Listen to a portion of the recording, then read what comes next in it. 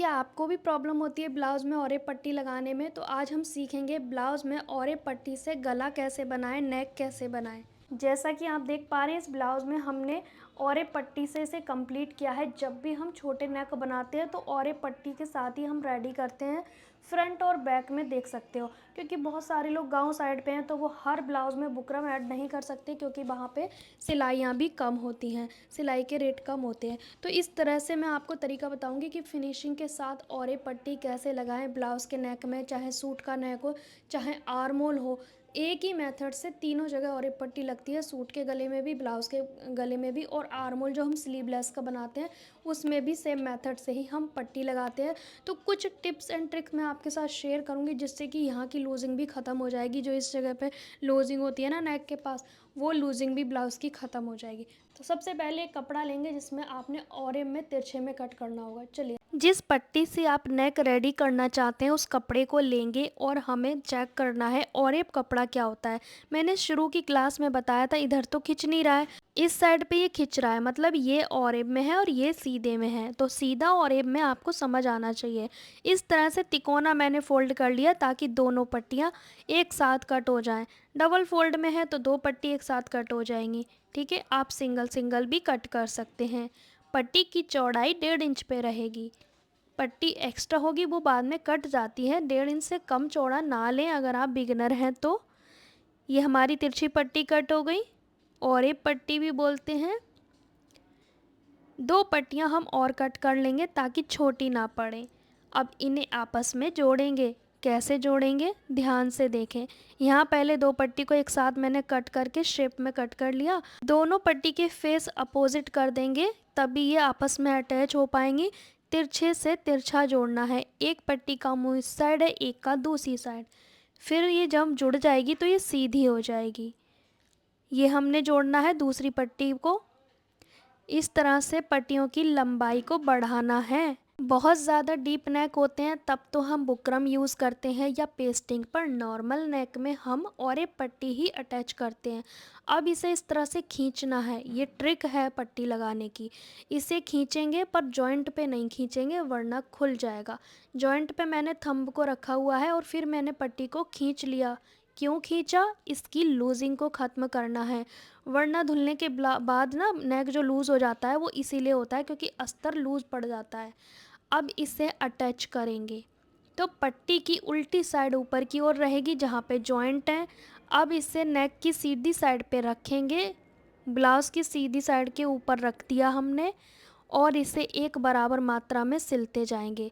अब एक ट्रिक यहाँ पे है, ये जो शोल्डर है इसका मार्जिन पीछे साइड पे कर दो या आगे, आपकी मर्ज़ी है, लेकिन इतनी दूरी में खींचना है पट्टी को। मतलब शोल्डर की 1 इंच इस साइड 1 इंच दूसरी साइड आपको खींचना है, ये ज़रूर करना है ताकि जो नेक है वो टाइट हो जाए, शोल्डर के पास लूज़ ना रहे। तो 1.5 इंच इस साइड 1 इंच दूसरी साइड, 2 इंच की जगह पे आपने खींचनी है पट्टी, फिर वापस नॉर्मल पे आ जाना है। फिर और जगह नहीं खींचना क्योंकि हमने पट्टी को पहले खींच के अटैच किया है, मतलब कि लूजिंग ख़त्म करके। तो इसे और खींचेंगे तो ये नहीं खींचेगी। अब आपने नॉर्मल सिलाई लगा के करना है, पर हमने शुरू में 1/2 इंच एक्स्ट्रा छोड़ दी थी पट्टी, आपको पता ही होगा हमेशा छोड़नी होती है, वो अभी मैं एंड में आपको दिखा दूंगी। अब यहाँ पे शोल्डर आ गया, 1 इंच इस साइड 1 इंच दूसरी साइड, हमने और ये पट्टी को खींचना है।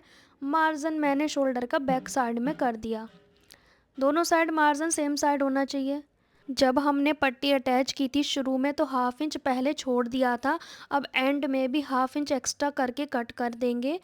क्यों? क्योंकि ये दोनों साइड छोड़नी होती है, नेक के इस साइड भी उस साइड भी। अब आपको ये एक दूसरे के ऊपर रख के चेक करना है कि आपकी जो प्लेट है वो आमने सामने आनी चाहिए और ऊपर से भी बराबर आना चाहिए, कम ज़्यादा नहीं होना चाहिए। जहाँ पे गोलाई है वहाँ पे कट लगा देंगे। फिर उसके बाद जो 1/2 इंच एक्स्ट्रा लिया है दोनों साइड, इसे हम फोल्ड कर देंगे। एक सिंगल फोल्ड करके सिलाई पूरे नेक पे लगाएंगे, सिर्फ सिंगल टाइम। और इस पिंक पट्टी की चौड़ाई उतनी है जितनी तुरपाई में फोल्ड होती है। इसकी चौड़ाई ज़्यादा नहीं रखनी चाहिए वरना चौड़ाई ज़्यादा हो जाएगी तो फोल्ड करने में तुरपाई में दिक्कत आएगी। अब जहाँ जहाँ गोलाई है वहाँ पे कट लगाने ज़रूरी हैं, इससे झोल नहीं आएगा। हल्के से कट लगाने हैं, ज़्यादा नहीं। जहाँ गोलाई और कॉर्नर होते हैं वहाँ ज़रूर लगाएं। सिंगल फ़ोल्ड किया है मैंने, इसे 2 पॉइंट के करीब जितना हमारा तुरपाई में फ़ोल्ड होगा। बहुत सारे लोग कहते हैं कि हमारी जो नेक पट्टी के बाद एक साइड नेक छोटा हो जाता है, एक साइड बड़ा, हुक वाली साइड छोटा हो जाता है। तो ऐसा नहीं होगा, वो मिस्टेक होती है हुकाई पट्टी लगाने में। तो उसका वीडियो पिछली क्लास में मैंने सिखा दिया है आपको 2 दिन पहले की क्लास में, कैसे हुक पट्टी लगानी है। अब ये एक्स्ट्रा पट्टी को कट कर देंगे, अब हमें इसकी ज़रूरत नहीं है। सिलाई के बाद जितना एक्स्ट्रा है उसे हम पूरे नेक के पट्टी पे कटिंग कर देंगे। अगर ये कटिंग नहीं करोगे, डायरेक्ट आपने तुरपाई कर दी तो झोल आएंगे 100%। तो इसे फिनिशिंग से कट कर देंगे। ठीक है जी। अब इसे फ़ोल्ड करेंगे उल्टी साइड पे। ये आप डायरेक्ट तुरपाई कर सकते हो, पर मैं अपने कस्टमर के कपड़े बाहर कराती हूँ तुरपाई, इसलिए मुझे कच्चा करना पड़ता है। तो ये मैं सिलाई से कच्चा कर रही हूँ, किनारी छोड़ के, क्योंकि वहाँ पे तुरपाई होगी और जहाँ तुरपाई होगी वहीं सिलाई लगा दूँगी मैं। तो तुरपाई करने के बाद जब हम कच्चा उधेड़ेंगे तो तुरपाई भी साथ में उधड़ जाएगी। तो ये सोच समझ के कच्चा करें कि तुरपाई भी होनी है।